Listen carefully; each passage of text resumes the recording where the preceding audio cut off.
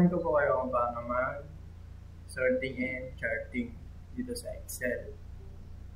Yung gagawin po natin sa numbers,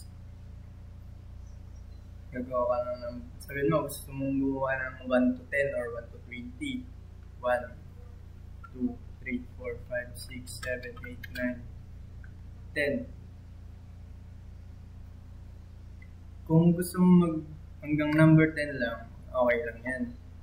Para hindi ka mahirapan, kumbaga, kunwari, madami yung gagawin mo, 1 to 50. Hindi mo na kailangan mag-mano-mano na mag-numbering na 11, 12, maganyan yan. Hindi ka na mahihirapan sa pamamagitan ng aking ituturo sa inyo. Yan. Gagawin natin, lalagay tayo ng number 1. Then, long drag natin, papunta, sabihin mo na hanggang 30.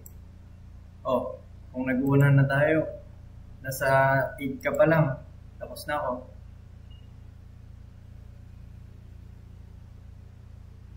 Oh, diba? Bilis lang. Then, next natin gagawin is dito sa names. Type ka. Alexis. John. Yung. Dean. Yan. Lagay ka ng pangalan.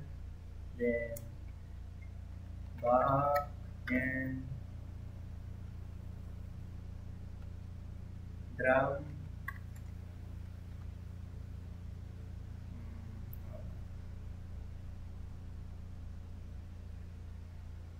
Elephant. Introvert. Introvert. Yan. So, ganyan lang naman yung gagawin natin.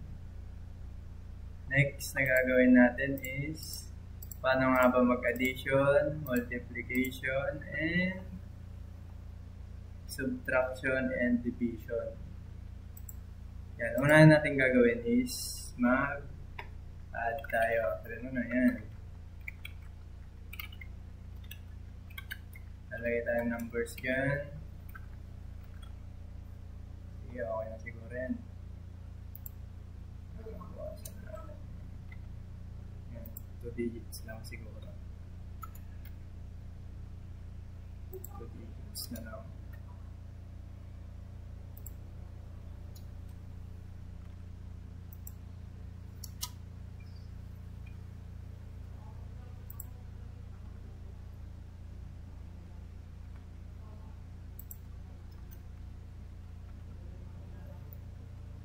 Paano nga ba natin pag-a-addin yung mga yan?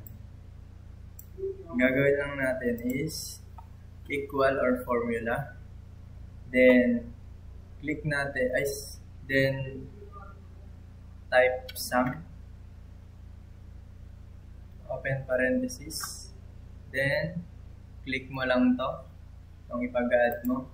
Then, long drag mo siya pababa. And close parenthesis. Then, enter. Yan na yung makukuha mo.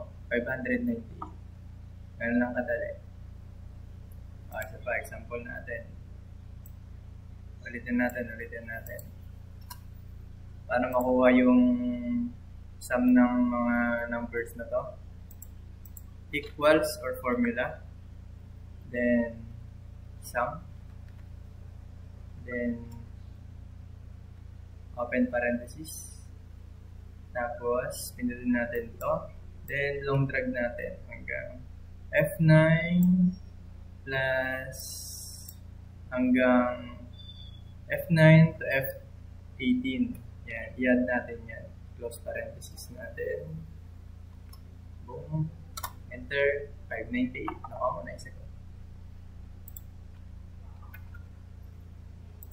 Dito naman tayo sa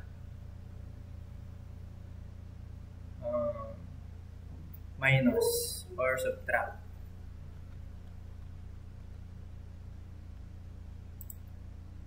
Lagay tayo number. 2 digits lang.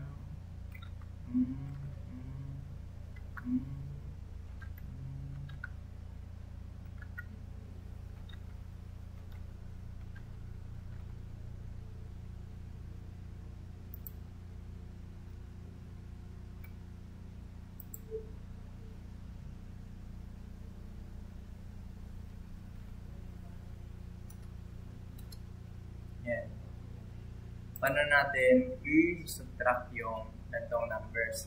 Gagawin lang natin is punta tayo sa baba, then formula equal, then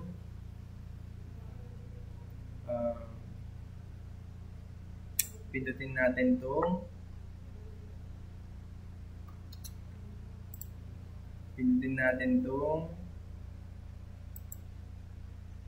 halimbawa ito yung minus natin 35 minus 78 equal formula, then F9 minus F87 is equal to negative 52. So yun na yung minus ng 35 minus 87. Then ilolong drag lang natin siya pababa para makuha na yung sagot dito sa mga iba. Yan na yung sagot dito, yan na yung sagot dito, yan na yung sagot dito. Ulitin natin.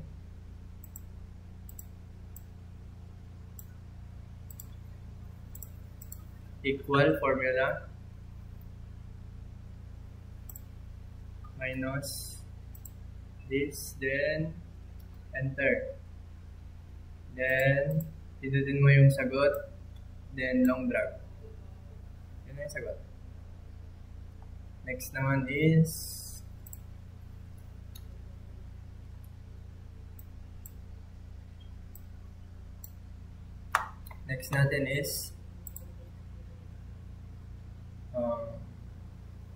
multiplication. Ano nga ba yung multiplication? Times. Yan. Gagamitin natin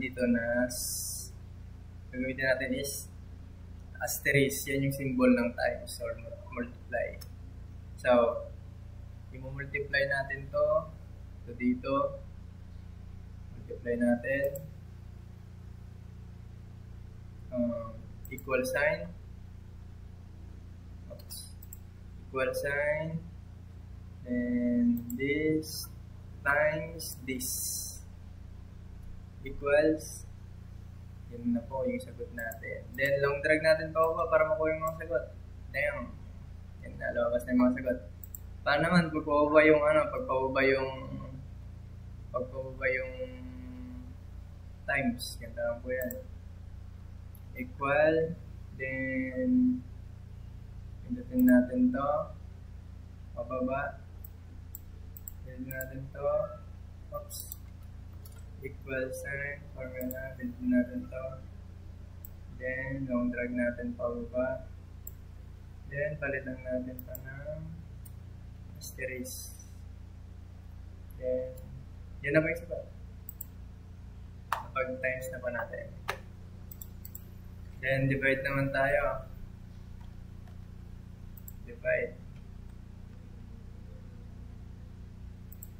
Paano nga ba natin di-divide to? Ganun din. Formula equal. Click mo to. Then divide.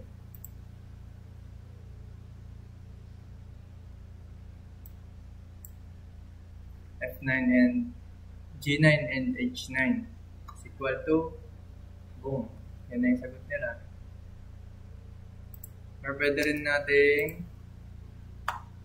gawin dito. Ito yung subtraction and multiplication, yung di-divide natin kumbaga. Dito yan. Yan yung di-divide natin. Equals. Then, tapos, divide. Divide is yung dash. Ayan. Divide this, H9, kaboom. Yan na. Drag natin, pababa. So, yan na. Yan na yung makukuha ang sagot kapag di-divide mo yung unang number. Then, kapag nakuha mo na, i-drag mo para makuha yung sagot dito sa mga iba. Yan. Gawin natin is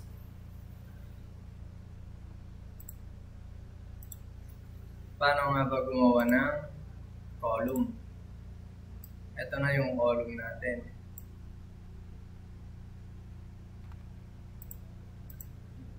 Ito na ang ating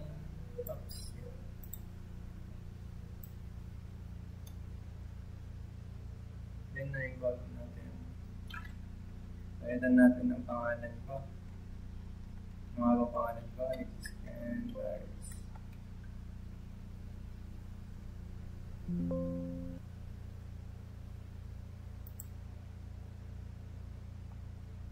Mexican Virus. Nalobat pa. So, ayan. Ganun lang naman.